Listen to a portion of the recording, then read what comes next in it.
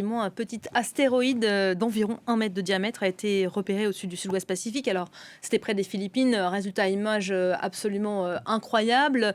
Elle a traversé l'atmosphère sans causer de dégâts au sol. Il avait été détecté quelques heures seulement avant son entrée dans l'atmosphère. Julia, bonjour.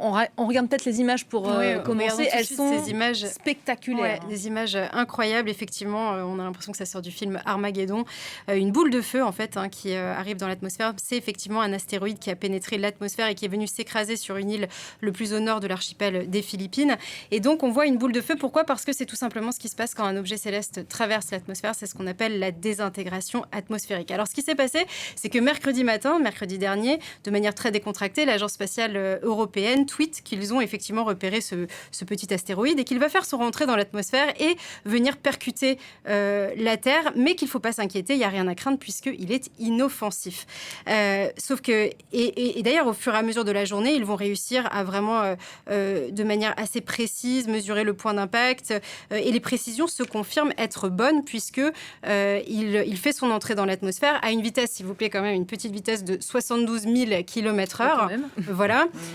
Et donc, beaucoup d'internautes ont pu capturer cet instant, voir donc cette boule de feu. Sauf que d'autres, évidemment, se sont posé la question s'il ne fallait pas s'inquiéter que l'astéroïde ait été détecté si tard, c'est-à-dire juste quelques heures avant l'impact. Et l'ESA, en fait, a répondu et a dit non, bien au contraire. C'est la 9e fois seulement qu'un astéroïde, que l'on peut prédire la trajectoire d'un astéroïde. Et ça démontre, selon eux, l'avancée importante en matière de technologie de surveillance pour tout ce qui est lié à la défense planétaire. Alors là, effectivement, on a l'impression qu'on est dans Armageddon, dans Men in Black, mais c'est réel, la défense planétaire, c'est tout ce qui est lié au fait de protéger la Terre de toute menace extérieure. Alors, on va revenir dans un instant justement sur la prédiction de la trajectoire. Avant cela, peut-être une question que tout le monde se pose. Quelle est la probabilité qu'un astéroïde percute la Terre ? Ça, c'est l'objet de tous les films de science-fiction. Effectivement. Alors déjà, un astéroïde, qu'est-ce que c'est ? C'est tout simplement un vestige, un résidu de la formation du système solaire. Il y en a plus d'1 million, mais la bonne nouvelle, c'est qu'ils se concentrent tous sur ce qu'on appelle une ceinture d'astéroïdes qui se trouve entre Mars et Jupiter. Et la raison pour laquelle ils restent sur cette ceinture d'astéroïdes, c'est justement à cause de la pression gravitationnelle ou l'influence gravitationnelle.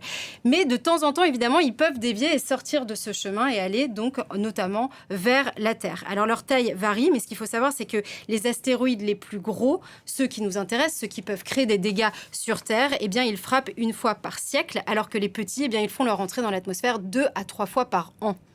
Alors, la grande question, c'est pourquoi... Donc là, c'était un gros, celui qui vient de... Non, là, c'était un petit. Ah, c'était un petit. Là, c'était un petit. Et la grande question, c'est justement pourquoi est-ce que ces gros astéroïdes que vous voyez ici percutent peu la Terre ? Alors, d'abord, la première raison, c'est une question statistique. Il y en a moins que les petits. Et deux, eh bien, tout simplement, vu qu'ils sont gros, leur masse est plus importante. Donc, ils sont soumis beaucoup plus à cette pression gravitationnelle des planètes, comme je vous le disais. Donc, ils ont tendance à rester sur ce chemin, sur cette ceinture. Alors, il faut quand même dire que les grands astéroïdes, on a plus de chances de les détecter parce qu'ils sont plus gros, mais aussi parce qu'ils sont beaucoup plus lumineux. Alors, l'ESA disait que c'était la 9e fois qu'on avait pu prédire la trajectoire de l'astéroïde. Pourquoi est-ce que c'est si compliqué ? Ça paraît incroyable que ce soit si compliqué de détecter, de suivre, alors qu'on a tous ces satellites, on a toute cette technologie déployée. Mais effectivement, l'une des grandes raisons, c'est qu'on a beaucoup d'angles morts. Le premier angle mort, c'est ce qu'on appelle l'éblouissement solaire. Donc, si vous avez un objet qui se trouve dans la direction du Soleil, eh bien, tout simplement, c'est ce qu'on appelle une trajectoire diurne. On ne peut pas le voir. Et la deuxième raison, c'est que bien, nos télescopes, ils ont une couverture limitée, tout simplement à cause du cycle jour-nuit. Donc, il y a tout un moment dans la journée où on n'a pas de visibilité. Alors ça, c'est pour ce qui est de la détection. Pour ce qui est de la déviation, on a de plus en plus de technologies aussi sous la main. On avait parlé ici même de la mission DART de la NASA en 2022. Ils avaient réussi à dévier en fait la trajectoire d'un Rappelez-nous astéroïde. peut-être quel était l'enjeu de cette Alors là, c'était un exercice. mission, ouais. C'était vraiment un exercice, c'est-à-dire qu'il n'était même pas sur la trajectoire de la Terre, mais on voulait voir si cette technologie pouvait marcher, si on pouvait dévier donc cet astéroïde. Ça a été considéré comme un succès, sauf que il y a quelques jours seulement de cela, il y a une étude qui est sortie en disant que tous les débris en fait qui ont été causé par cet impact. En fait, il est venu percuter donc cet astéroïde et qui est venu dévier un autre astéroïde qui était à côté. Eh bien, tous les débris qui ont été créés par cet impact se dirigeraient maintenant vers la Terre. Ah bah c'est Donc, génial. ça pose quand même On une se crée des question. problèmes nous-mêmes. Tout va bien. Ça crée quand même des questions par rapport à toutes ces technologies de déviation. Est-ce qu'on sait vraiment ce qu'on fait? Quels peuvent être l'effet papillon d'une telle déviation? Et de s'assurer finalement qu'on ne soit pas en train de créer la première pluie de météorites fabriquées totalement par l'homme. En tout cas, il faut faire attention à ne pas se retrouver dans cette situation d'Armageddon. En tout cas, si c'est le cas, dans ce cas particulier, ce serait de notre faute. Vous nous lâchez des infos comme ça, là, mais sérieusement. De mémoire, sur la mission DART, ils s'étaient un petit peu trompés sur la composition de l'astéroïde. Donc, ils ne l'ont pas dévié, ils l'ont pulvérisé.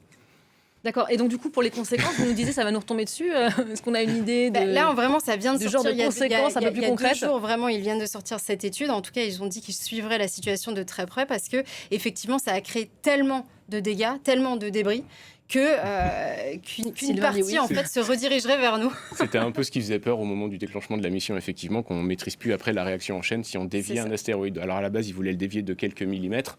Et comme ils se sont un petit peu trompés sur la constitution de l'astéroïde, qui était finalement beaucoup plus poreux, beaucoup plus plein d'air que ce qu'ils avaient envisagé, ils l'ont pulvérisé. Bon, c'est peut-être pas la peine de continuer à consulter. Forcément, on n'a pas besoin de gouvernement. On va tous regarder le plafond maintenant. Bon, je vous mandate tous les deux pour suivre le dossier parce que vous nous lâchez les infos comme ça. Vous revenez pour nous en dire un peu plus.